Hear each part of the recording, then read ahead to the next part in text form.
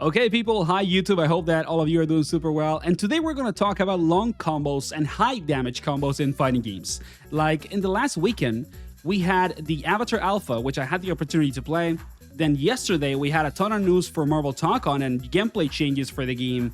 And also the 2x scale kind of like drama has been going on for a while already.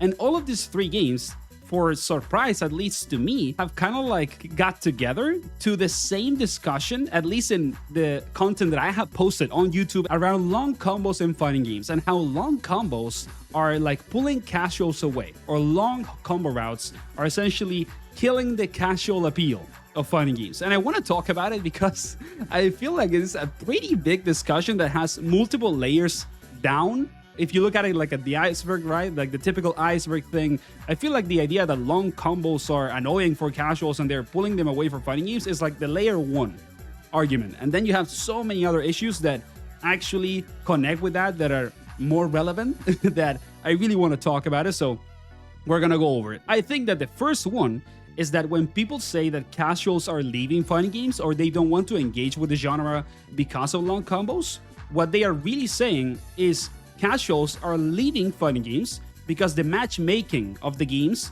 is bad. I think that's the real complaint.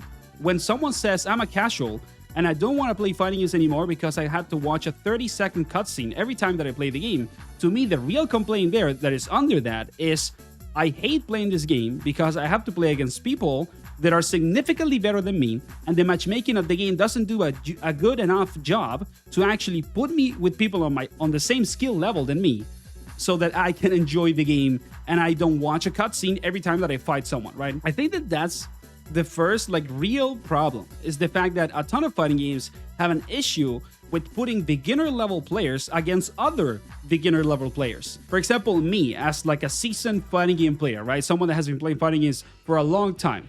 I know that there is a lot of value on losing. Like there's a lot of value on playing with people that are significantly better than you, and you just lose on loop. But you learn, right? You can get a ton of information from that if you actually know how to absorb it. But if you're a true beginner level player, if you're really super new to fighting games, you're not going to learn anything whatsoever when it comes to playing with someone that is significantly better than you and that puts you in these cutscenes in some of these games, right? And for example, I work on science, right? In my real life job, essentially.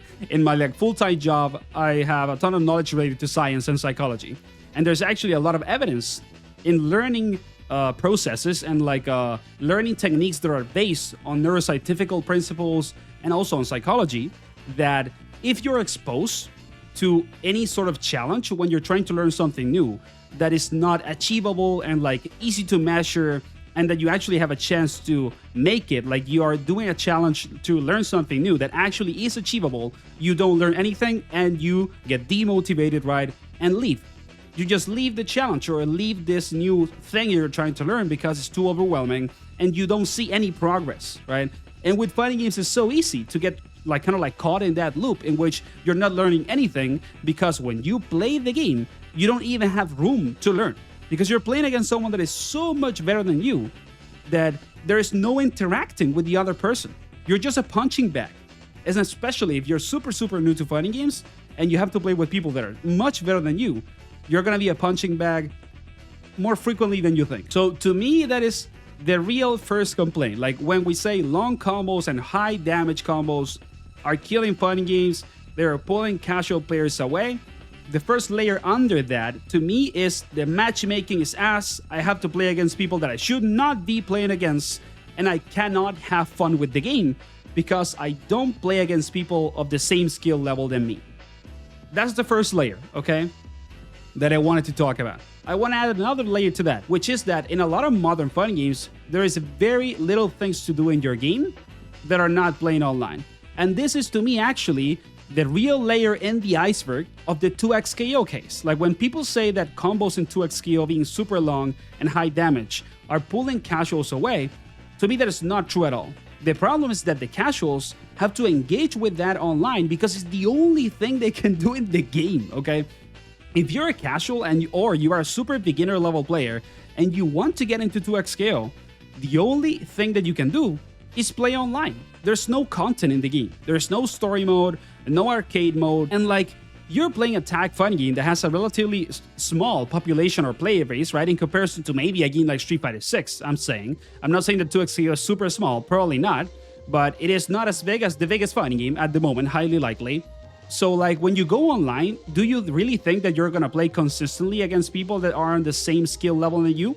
So there you mix the problems, like the two layers that are under the long combos or killing fighting games are actually connecting, right? The matchmaking is bad. I don't play against people of my skill level, so I get wrecked constantly. And at the same time, I cannot engage with something else on the game because there's nothing to do on it. I don't have a story mode. I don't have arcade mode. I don't have any sort of single player that I can enjoy or casual online game mode. So I am forced to go into that first layer problem, which is that the matchmaking is bad. And the matchmaking being bad can be for multiple reasons, right? It can be because the pool of players is too small, so most of the people are better than you. And also it can be simply because it is actually bad. Like the system of matchmaking is bad. So like that's another issue that I feel is actually like an underlying argument to this complaint of like long combos are pulling casuals away, which is that you just don't have things to have fun in the game. You just don't have modes and ways to engage with the fun game that are not getting destroyed by someone that is better than you. But why do I have to force a new player that has never got into this genre in the first place to have that experience? It is very obviously and logically not something pleasant to do. And we are playing video games, people. Let's remember that, okay? Fighting games are not a form of art. We are not sacrificing ourselves, you know, on a Christian extreme sort of way, imitating like Jesus Christ when we play fighting games, okay? We are not making a sacrifice to save humanity when we play fighting games online. So people should be able to have fun with these games and have things to do that actually allows them to enjoy them without having to engage with people online that are gonna wreck them and put them on 40-second cinematics over and over because they're just simply better than you. So there's no escaping being on that situation.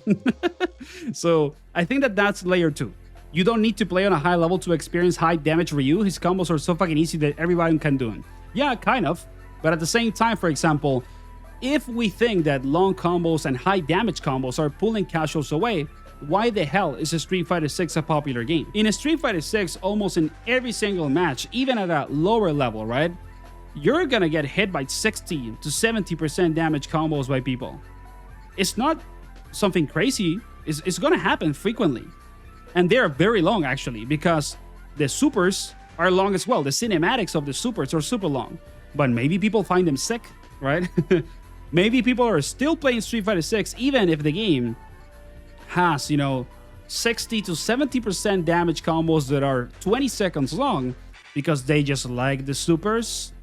The game just looks cool. The game has good matchmaking, guys. I can play SF6 online and I fucking suck, but it doesn't matter because I play against someone that sucks as well. And if I get tired of playing Street Fighter 6 online, you know, rank, I can go to the Battle Hub and play some freak fights, you know, with the avatar characters or just some casuals with people on arcades in the Battle Hub. Or I can play World Tour. Street Fighter 6 has long, high damage combos and nobody's leaving the game because of that. Because there's things to do in the game, there's content to enjoy, and there's good matchmaking in which you play against people that are actually at the same skill level than you.